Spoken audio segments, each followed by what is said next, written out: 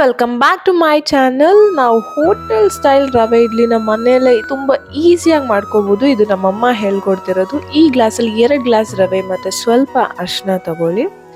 ಹಾಗೆ ಈ ಕಪ್ಪಲ್ಲಿ 1.5 ಕಪ್ ಎಣ್ಣೆ ಹಾಕೊಳ್ತಿದ್ದಾರೆ. ಎಣ್ಣೆ ಕಾಯ್ದ ಮೇಲೆ ನಾವು ಸಾಸಿವೆ ಹಾಕೊಳ್ತಿದ್ದೀವಿ. ಹಾಗೆ ಕಡಲೆಬೇಳೆ ಉದ್ದಿನಬೇಳೆ ಹಾಕೊಳ್ತಿದ್ವಿ. ಕಡಲೆಬೇಳೆ ಉದ್ದಿನಬೇಳೆ ಸ್ವಲ್ಪ ಗೋಲ್ಡನ್ ಬ್ರೌನ್ ಆದಮೇಲೆ ಜೀರಿಗೆ ಮತ್ತು ಕಟ್ ಮಾಡಿರೋ ಕರ್ಬೇವಿನ ಸೊಪ್ಪು ಹಾಕೊಳ್ತಿದ್ದೀವಿ. ಅದು ಹಾಕಿದ್ಮೇಲೆ ಇಮಿಡಿಯೇಟ್ ರವೆ ಹಾಕ್ತಿದ್ದೀವಿ. ರವೆ ಹಾಕಿ ಸ್ವಲ್ಪ ಅದನ್ನು ಹುರಿತಿದ್ದೀವಿ. ಇದು ಜಾಸ್ತಿ ಹುರಿಬೇಕು ಅಂತೇನಿಲ್ಲ, ಜಸ್ಟ್ ಅದು ಉಗುರು ಬೆಚ್ಚಗಾದರೆ ಸಾಕು. ನಾವು ಮುಟ್ಟು ನೋಡಿದಾಗ ಆ ಬಿಸಿ ತಡ್ಕೊಳ್ಳೋಷ್ಟಿದ್ರೆ ಅದು ಆಗಿದೆ ಅಂತ ಅರ್ಥ. ಅದಾದಮೇಲೆ ಅದು ಫುಲ್ಲು ತಣ್ಣಗಾಗಕ್ಕೆ ಬಿಟ್ಬಿಡಬೇಕು. ಅದು ತಣ್ಣಗಾದಮೇಲೆ ರುಚಿಗೆ ತಕ್ಕಷ್ಟು ಉಪ್ಪು ಹಾಗೆ ಅರ್ಧ ಲೀಟರ್ ಮೊಸರು ತಗೊಳ್ತಾ ಇದ್ದೀವಿ ನಾವು. ಹಾಗೆ 1 ಟೀ ಸ್ಪೂನ್ ಅಡುಗೆ ಸೋಡಾ ಹಾಕ್ತಿದ್ದೀವಿ. ಅದೆಲ್ಲ ಹಾಕಿದ್ಮೇಲೆ ಕಟ್ ಮಾಡಿರೋ ತೆಂಗಿನಕಾಯಿ ಮತ್ತು ಕೊತ್ತಂಬರಿ ಸೊಪ್ಪು ಹಾಕ್ತಿದ್ದೀವಿ. ಇದು ಒಳ್ಳೆ ಟೇಸ್ಟ್ ಕೊಡುತ್ತೆ. ಹಾಗೆ ಒಂದು ಒಳ್ಳೆ ಮಿಕ್ಸ್ ಕೊಡ್ತಿದ್ದೀವಿ.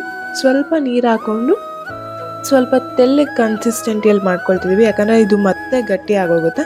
ಇದನ್ನು ಅರ್ಧ ಅವರ್ ನಾವು ಹಾಗೆ ಇಡಬೇಕಾಗತ್ತೆ. ಆಮೇಲೆ ಅರ್ಧ ಅವರ್ ಆದಮೇಲೆ ಇಡ್ಲಿ ಪಾತ್ರೆ ತೊಗೊಂಡು ಅದಕ್ಕೆ ಆಯಿಲ್ ಹಾಕಿ ಗೋಡಂಬಿ ಎಲ್ಲ ಇಟ್ಟು ಅದ್ರ ಮೇಲೆ ಟೊಮೆಟೊ ಸ್ಲೈಸ್ ಇಟ್ಟು ಸ್ವಲ್ಪ ಡೆಕೋರೇಟ್ ಮಾಡಿದ್ವಿ. ನೀವು ಬೇಕಂದರೆ ಕ್ಯಾರೆಟ್ ಕೂಡ ಹಾಕೋಬೋದು, ತುಂಬ ಚೆನ್ನಾಗಿರುತ್ತೆ.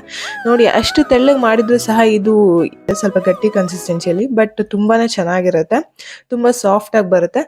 ಆ ಇಡ್ಲಿ ಬ್ಯಾಟರ್ನ ಹಾಕಿ 15 ಮಿನಿಟ್ಸ್ ನಾವು ಕುಕ್ ಮಾಡಿದ್ರೆ ಹೋಟೆಲ್ ಸ್ಟೈಲ್ ರವೆ ಇಡ್ಲಿ ರೆಡಿ ಆಗಿರುತ್ತೆ. ಇದಕ್ಕೆ ಕಾಂಬಿನೇಷನ್ ಆಗಿ ತೆಂಗಿನಕಾಯಿ ಚಟ್ನಿನೂ ಚೆನ್ನಾಗಿರುತ್ತೆ, ಹಾಗೆ ಕಡಲೆಬೀಜ ಚಟ್ನಿನೂ ಚೆನ್ನಾಗಿರುತ್ತೆ. ಈ ವಿಡಿಯೋ ನಿಮಗೆಲ್ಲ ಇಷ್ಟ ಆಗಿದೆ ಅಂತ ಅನ್ಕೊಂಡಿದ್ದೀನಿ. ಇಷ್ಟ ಆಗಿದ್ರೆ ಲೈಕ್ ಮಾಡಿ, ಶೇರ್ ಮಾಡಿ, ಹಾಗೆ ನನ್ನ ಚಾನಲ್ನ ಸಬ್ಸ್ಕ್ರೈಬ್ ಮಾಡಿ. ಬಾಯ್.